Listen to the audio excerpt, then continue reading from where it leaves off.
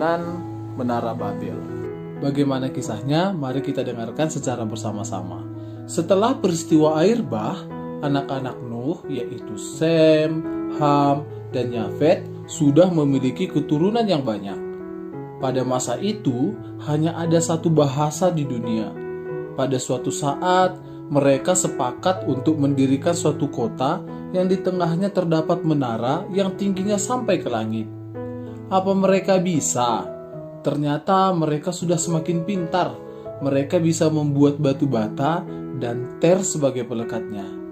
Apakah kamu tahu ter? Ter itu yang sering kita pakai untuk membangun jalan. Apa ya tujuan mereka? Ternyata mereka ingin mencari nama dengan menunjukkan kehebatan mereka. Dan ternyata mereka tidak mau terserak ke seluruh bumi. Tuhan pun mengetahui maksud mereka itu, dan ternyata maksud mereka itu jahat di hadapan Tuhan. Tuhan sudah menciptakan dunia sangat luas dan sangat indah untuk mereka tinggali, tetapi ternyata mereka tidak mau. Hasilnya, Tuhan pun mengacaukan bahasa mereka, sehingga mereka tidak saling mengerti satu dengan yang lain. Kira-kira, apakah menara itu bisa terbangun? Tentu tidak, semua menjadi kacau. Akhirnya pembangunan itu pun berhenti, dan mereka pun berpencar ke seluruh bumi. Masing-masing pribadi yang mempunyai bahasa yang serupa membentuk kelompok sendiri. Nah, sejak peristiwa Menara Babel, akhirnya manusia itu pun hidup di lingkungan yang berbeda-beda. Ada yang tinggal di daerah pesisir, ada juga yang tinggal di daerah pegunungan. Ada yang tempat tinggalnya berlimpah sinar matahari, dan ada juga yang tempat tinggalnya tidak mendapat sinar matahari yang cukup. Lambat laun, manusia mulai menyesuaikan diri dengan lingkungannya. Orang yang tinggal di daerah yang mendapat banyak sinar matahari menjadi berkulit gelap, bahkan sangat gelap. Dan ternyata, warna kulit yang gelap itu menurunkan risiko mereka terkena kanker kulit yang diakibatkan sinar matahari yang berlebihan. Nah, orang yang berkulit hitam ini bisa kita jumpai di benua Afrika, yaitu di negara Kenya, Somalia, Nigeria, Mali, Zimbabwe, dan banyak lagi. Begitu juga dengan orang-orang yang tinggal di daerah yang mendapatkan sedikit sinar matahari, mereka berkulit terang. Orang-orang yang berkulit terang berasal dari benua Eropa, misalnya bangsa Spanyol, Prancis, Inggris, Italia, dan banyak lagi. Ada lagi orang-orang yang berkulit kecoklatan.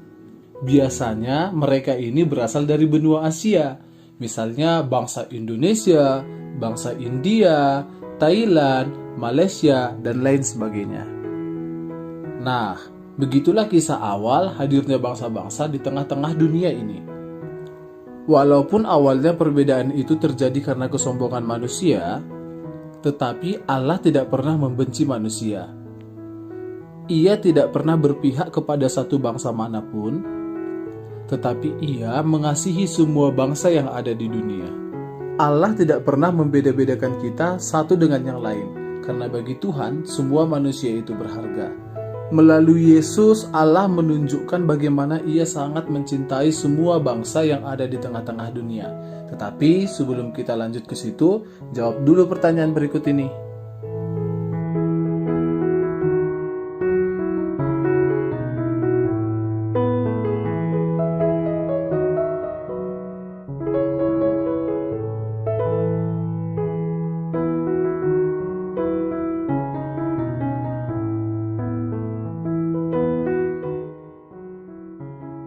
Nah, sekarang kita lanjutkan kisah tentang kasih Allah terhadap segala bangsa yang ada di dunia ini yang ditunjukkannya melalui anaknya Yesus Kristus.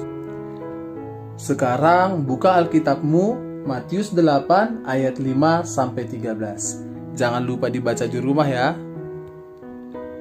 Di situ dikisahkan tentang seorang perwira Romawi yang meminta tolong kepada Yesus agar Yesus menyembuhkan hamba yang sangat dikasihinya yang sedang sakit di rumah.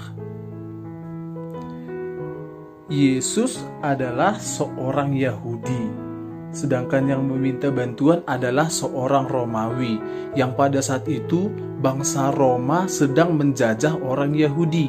kira-kira Yesus mau nggak ya menolong mereka?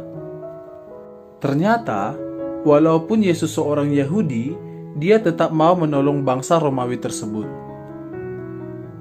Nah, dari situ kita belajar bahwa bangsa tidak menjadi penghalang bagi kita untuk saling mengasihi satu dengan yang lain.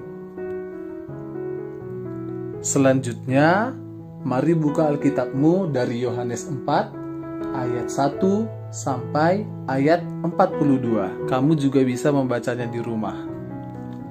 Nah, kalau di sini dikisahkan tentang Yesus yang sedang bercakap-cakap dengan perempuan Samaria. Sebenarnya ini terlihat normal, tetapi ada aturan yang sebenarnya tidak memperbolehkan orang Yahudi berhubungan dengan orang Samaria. Karena bagi Yesus, semua manusia itu sama di hadapan Tuhan. Dia tidak hanya mengasihi orang yang mengasihi dia, tetapi dia juga mengasihi orang yang bisa jadi tidak mengasihi dia. Nah, itulah sebagian dari kisah Yesus yang menunjukkan bahwa dia sangat mengasihi semua bangsa yang ada di dunia. Bahkan, di Matius 28 ayat 19, sebelum Yesus terangkat ke sorga, Yesus berpesan kepada murid-muridnya agar murid-muridnya memberitakan Injil kepada segala bangsa, sehingga segala bangsa yang ada di dunia berhak memperoleh kasih Allah dan berhak memperoleh pengampunan dari Allah. Karena bagi Allah, tidak ada satu bangsa pun yang lebih penting dari bangsa lainnya. Semua bangsa berharga di hadapan Tuhan, karena Tuhan menciptakan menurut gambarnya. Tuhan menciptakan banyak bangsa di dunia dengan satu tujuan, agar setiap orang saling menghargai dan hidup rukun dalam perbedaan. Nah, sekarang bacalah ayat berikut ini dan jawablah pertanyaan di akhir video ini.